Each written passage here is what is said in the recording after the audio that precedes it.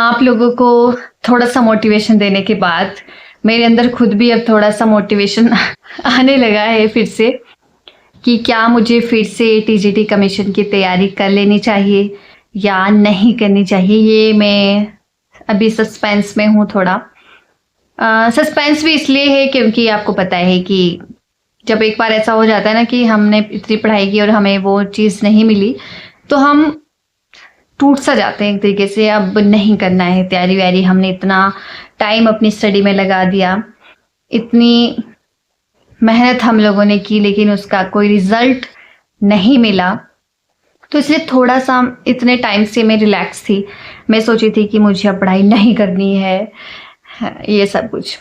फिर अभी सीबीएसई की भी जो वैकेंसीज आई थी पीछे, तो मैंने उसको भी इसलिए नहीं भरा क्योंकि वो 5 इयर्स के लिए है, ऐसा वैसा करके मैंने उसको टाल दिया।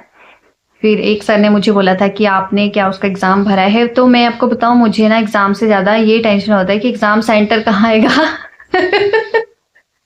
ये एकदम जेन्युइन है और मेरे दिल की बात है कि मुझे कौन लेके जाएगा फिर से, इतना सारा पैसा कौन खर्च करेगा मेरे पीछे। क्योंकि ऑलरेडी मैं टीजीटी आर्ट्स कमीशन जब देने गई थी तो कितना दूर हमारा सेंटर आया था, तो लग जाते हैं यार 2-3 हज़ार 4 हज़ार के आसपास लग जाता है। और फिर हम पेपर दे के आए और हमें कुछ ना मिले, तो ऐसा भी होता है कि घर वाले फिर हमसे उम्मीद लगा के रखते हैं कि कभी ना कभी इनका हो जाएगा। मेरे पापा तो ये सोचते हैं कि इतने सारे एग्ज़ाम देती रहती है, निकलता कोई भी नहीं है, तो आपको कोचिंग ले लेनी चाहिए, ये सब कुछ। फिर मैं ऐसे सोचती हूँ कि कोचिंग फिर यहाँ कहीं नियर बाय है ही नहीं, फिर उसके लिए मुझे सोलन जाना पड़ेगा। हाँ, बहुत सारी प्रॉब्लम्स हैं, लेकिन कहीं ना कहीं देखें तो ये सारी चीज़ें एक्सक्यूज़ होते हैं। जिसने करना होता है वो कैसे भी कर लेता है। ये भी है। और हाँ, मेरे अंदर कुछ कमियां रही हैं। मैं मानती हूँ कि मैंने बिल्कुल शिद्दत से पढ़ाई नहीं की थी, और अब फिर से एक्सक्यूज़ आप बोल सकते हैं इसको। उस टाइम में टीचिंग लाइन में थी तो पढ़ा भी रही थी बच्चों को, और कुछ पेपर का पैटर्न भी अलग सा ही था। सिलेबस लग रहा था कि बहुत ज़्यादा, देखो एंड टाइम इन्होंने सिलेबस अपलोड किया, और फिर कैसे हम इतने सारी बुक्स अरेंज कर पाते, कैसे हम वो स्टडी कर पाते। और जहाँ तक मेरा था एग्ज़ाम्स का रिव्यू, तो वो ये था कि एग्ज़ाम्स में ज़्यादातर क्वेश्चन इकोनॉमिक्स के ही थे, तो वो फ़ायदा हो गया कॉमर्स वालों को। अगर कॉमर्स वाले कोई बच्चे होंगे तो उनके लिए वो अच्छा हो गया, एस्पिरेंट्स, फ़ायदा मिल गया उनको। लेकिन मेरी कॉमर्स बिल्कुल भी अच्छी नहीं है, जिसको हिंदी में बोला जाता है अर्थशास्त्र। इकोनॉमिक्स जो हमने पढ़ी है स्कूल टाइम में, तो वो भी आर्ट्स के अंडर ही आती है, लेकिन इसको अलग कर देना चाहिए यार। हमारा तो हिस्ट्री, ज्योग्राफी, पॉलिटिकल साइंस, ये सारे सब्जेक्ट्स अपने हैं। इंग्लिश हो गया, हिंदी ग्रामर है ना, ये सब, साइकोलॉजी डाल दो। लेकिन ये इकोनॉमिक्स वाला पार्ट अपनी समझ के बाहर है, तो बहुत ही ज़्यादा डिफ़िकल्ट उसको बनाया गया था। तो उसका बेनिफिट मिल गया उन लोगों को जिनको इंटरेस्ट भी था उस चीज़ को पढ़ने में, और जिन्होंने उसमें एफर्ट्स भी लगाए और टाइम टू टाइम वो स्टडी करते रहे अपना, ये सारी चीज़ें।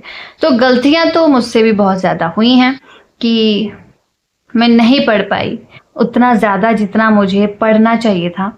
और हमारी रिश्तेदारी जिनमें से काफ़ी लोग लग चुके हैं, तो फिर उनको देख के लगता है ये हमसे भी छोटे हैं, मुझसे भी छोटे हैं और सेटल हो चुके हैं। तो ये नहीं मैं बोली कि जेलसी है, ऐसा कुछ नहीं, पर मैं ऐसे सोचती हूँ कि क्या मेरी किस्मत में ही शायद ये गवर्नमेंट जॉब नहीं है। मुझे ऐसा लग रहा था, लेकिन ऐसा लगता है कि होता है ना कि आपको उम्मीद नहीं छोड़नी चाहिए कभी भी। तो अगर हम लगे रहेंगे तो कभी ना कभी हम ज़रूर उस चीज़ तक पहुँच पाएंगे। तो अभी भी मेरा कोई प्लान नहीं है कि मैं टीचिंग करूँ, क्या बोल रही, स्टडी करूँ। फ़िलहाल के लिए तो मेरा नहीं है। मैंने अपने आप को थोड़ा सा ब्रेक दिया हुआ है। मैं चाहती हूँ कि मैं मेंटली काम हो जाऊँ अभी 3-4 मंथ्स के लिए। मैं अभी ये साल तो मैं मतलब पढ़ाई बिल्कुल नहीं करना चाहती। हाँ, मैं पढ़ा सकती हूँ, लेकिन मैं पढ़ाई नहीं करना चाहती फ़िलहाल के लिए।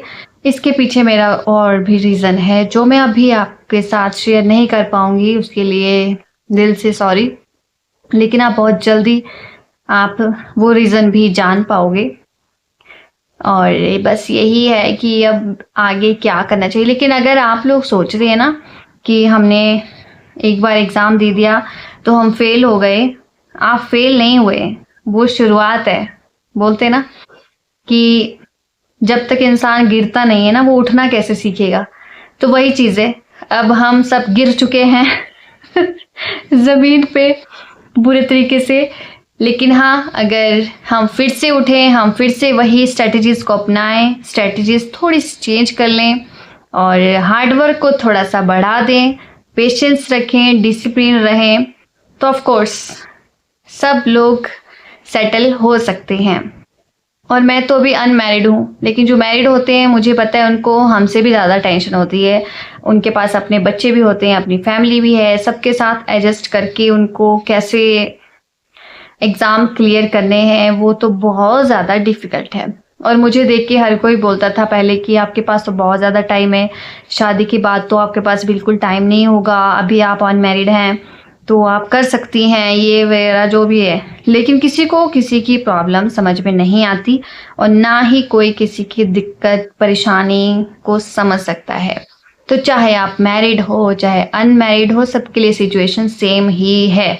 आप किसी को ऐसा नहीं बोल सकते हाय मेरी परेशानी सबसे ज़्यादा है, मेरी तो शादी हो चुकी है, मेरे बच्चे हैं, फैमिली।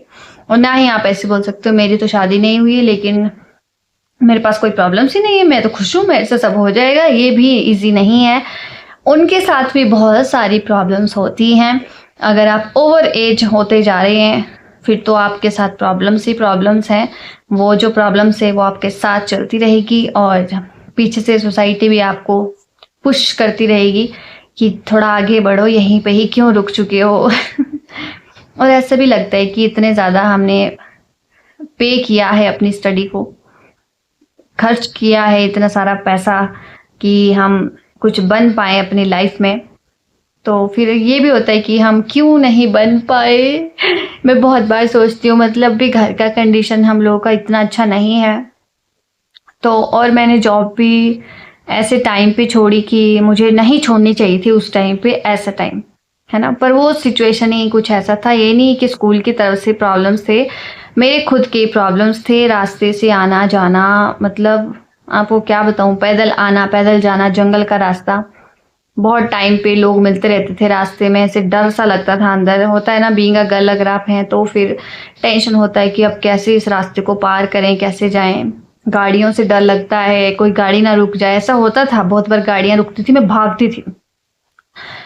वो किसी भी रीज़न से रुकती होगी मुझे नहीं पता, लेकिन डर तो डर है यार। आजकल तो छोटी छोटी बच्चियों को नहीं छोड़ते हैं, तो हम तो इतने बड़े लोग हैं।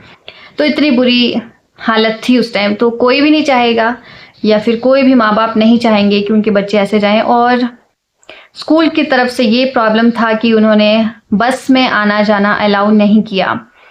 एंड में तो उनका ऐसा हो गया कि आपको टाइम से ही आना है, आप बस में नहीं आ सकते तो आप पैदल ही आ जाओ, लेकिन आपको ठीक 9 बजे यहाँ पहुँचना है। वो उन्होंने ये नहीं सोचा कि ये लड़कियाँ हैं, ये गर्ल्स हैं, इनके लिए हम और भी अच्छी फैसिलिटी दे सकते हैं, इनके लिए हम और भी अच्छा करना चाहिए हम लोगों को।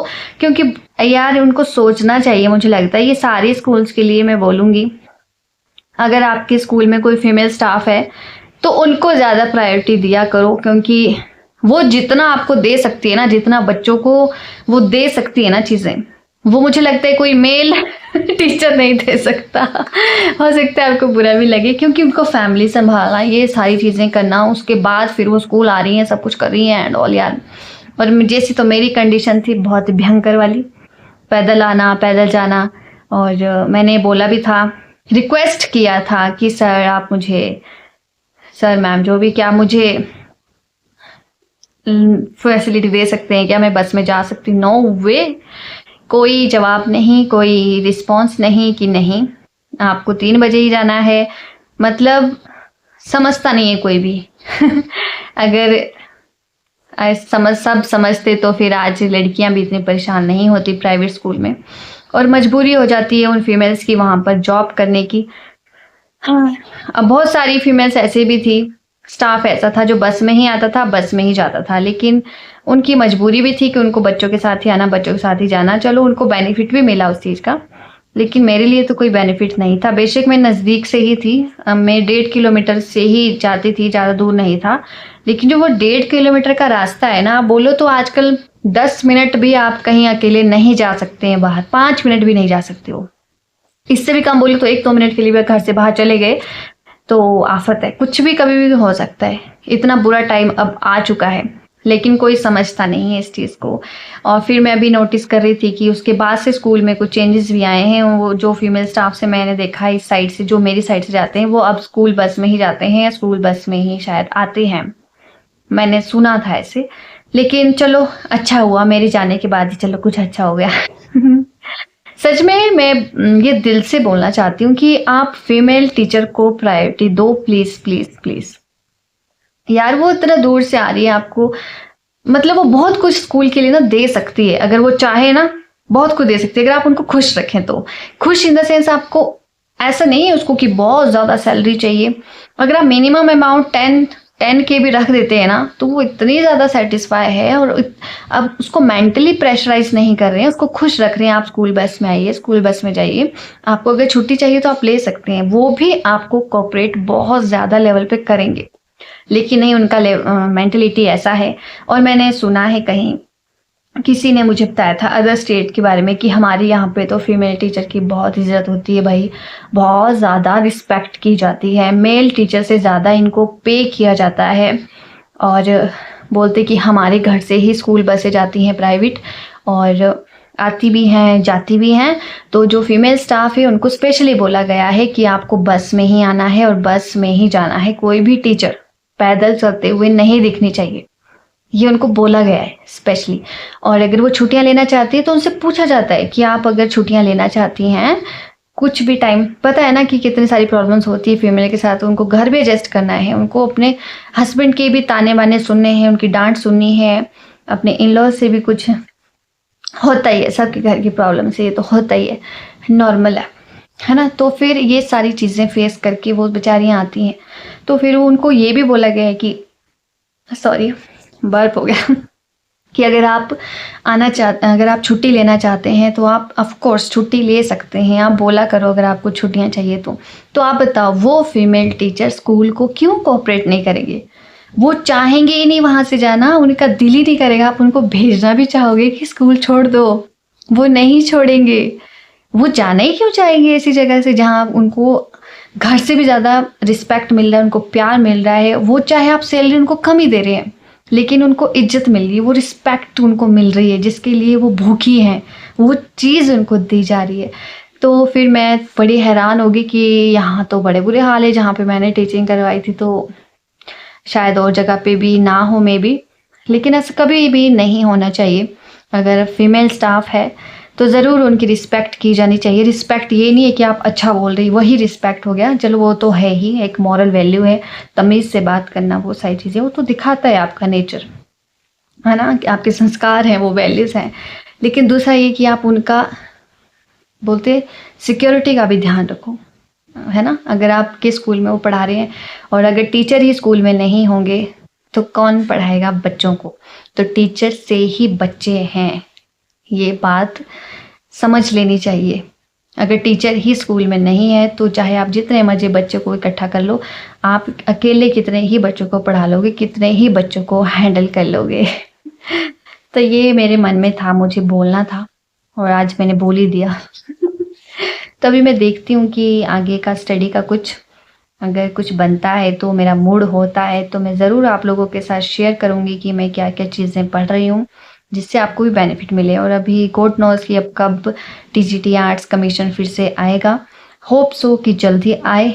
और आप लोग भी तैयारी रखो, बिल्कुल भी डीमोटिवेट होने की ज़रूरत नहीं है, हमेशा मोटिवेट रहो एंड पेशेंस रखो, हार्ड वर्क करते जाओ जैसे कि आपने पहले भी किया। ज़रूर आपको वो मिलेगा, एक ना एक दिन ज़रूर मिलेगा। पहले नहीं मिला कोई बात नहीं, नेक्स्ट टाइम ज़रूर मिलेगा। तो अगर आपको मेरी बातें अच्छी नहीं लगी तो आप डिसलाइक भी कर सकते हैं, अगर अच्छी लगी है तो लाइक भी कर सकते हैं। So thanks for watching, take care, bye bye.